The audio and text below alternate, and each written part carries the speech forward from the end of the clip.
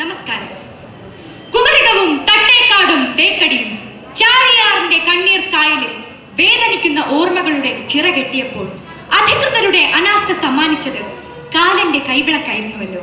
അപ്പോഴും കച്ചവടക്കണ്ണുള്ള ക്യാമറകൾ തേടിയെത്തിയത് കണ്ണീരിന്റെ ഉറവിടമായിരുന്നില്ല, മറിച്ച് ഇന്നത്തെ കമ്പോള നിലവാരമായിരുന്നു. ദീപം ദീപം ദീപം.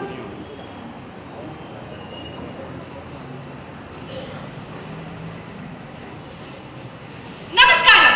ചാലിയാർ കായലിൽ കടുത്തുമഞ്ച് മുങ്ങി 8 വിദ്യാർത്ഥികൾ അതിദാരുണമായി മുങ്ങി മരിച്ചു. വേണ്ട, എനിക്ക് കാണണ്ട. അധികൃതരുടെ അനാസ്ഥയാണ് ഇതിന്.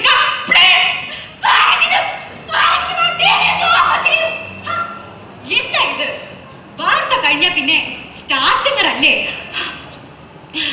വേണ്ട, എനിക്ക് കാണണ്ട. ചിലപ്പോ ഇനി കാണിക്കാം. എന്റെ പൊന്നു മോളുടെ തുറച്ച കണ്ണുകളായിരിക്കും. പിന്നെ വിറങ്ങലിച്ചവളുടെ കാലുകളായിരിക്കും. കഷ്ടം. ഇത് ചാലിയാറിലെ അപകടമല്ലേ ഈ കാണിക്കുന്നത്? ഇത് ചാലിയാർ ഒന്ന് കുമരകമായിരുന്നില്ലേ? പിന്നെ തട്ടേക്കാട്, തേക്കടി എല്ലാം ഒന്ന തന്നെയല്ലേ ചേട്ടാ? നിനക്ക് വേണ്ടെങ്കിൽ വേണ്ട. വാ, നമുക്ക് പ്രാർത്ഥിച്ച് കിടന്നുറങ്ങാം. കിടന്ന ഓരോരോ കാഴ്ചകളാ, പേടിപ്പിക്കുന്ന ചിന്തകളാ, ഞെട്ടിക്കുന്ന സ്വപ്നങ്ങളാ.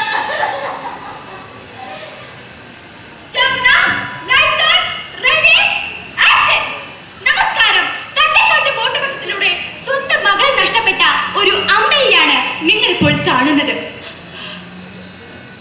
ഒന്നല്ല, 15 മക്കളെയാ എനിക്കത് നഷ്ടമായത്. അവരിപ്പോഴും എന്റെ കൺമുമ്പിലൂടെ ഓടി കളിക്കുന്നുണ്ട്. ടീച്ചറേ എന്ന് വിളിച്ച്. ഓ, തട്ടിക്കെട്ട് ബോട്ടുപകടത്തിലൂടെ സമനില തെറ്റിയ അധ്യാപികയാണല്ലേ? തെറ്റിയതല്ല, തെറ്റിച്ചതാ. എന്റെ അനാസ്ഥയാണെന്നല്ലേ അന്ന് നിങ്ങൾ പറഞ്ഞത്? ശരിയാണ്. ചാനലുകളുടെ ഈ തള്ളിക്കയറ്റം എത്ര കുടുംബത്തെയാണ് വഴിയാധാരമാക്കുന്നത്. അതുകൊണ്ട് ഞങ്ങളുടെ വാരികയിൽ ഇതൊരു നീണ്ട കഥയായി പ്രസിദ്ധീകരിക്കാം. പറ്റാത്ത കണ്ണീരിന്റെ ഉറവിടം തേടി ഒരു തീർത്ഥയാത്ര.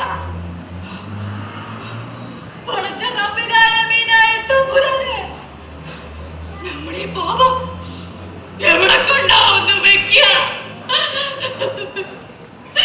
കുട്ടികളുടെ എണ്ണം കൂടിയപ്പോ മക്കളെ നിങ്ങളെ കേറില്ലെന്ന് പറഞ്ഞതാ. അപ്പോ ഓര് പറയാ നിങ്ങള് കുട്ടിയോടല്ലേ പറക്ക, നിങ്ങൾക്ക് വീട്ടിൽ പോണ്ടേ? മതി, വന്ന് വണ്ടി കയറി. എന്നിട്ടോ സാറേ? എങ്ങനെന്നാ നിന്റെ അമ്മായിയമ്മയുടെ തറവാട്ടിലേക്ക്? അയ്യോ, എന്റെ കുട്ടികളുടെ ബാപ്പ കൊണ്ടുപോലെ സാറേ. നിന്റെ കുട്ടികളുടെ ബാപ്പ ഇവൻ ഒരൊറ്റ അനാസ്ഥയാ 8 എണ്ണം മയ്യത്തായത്.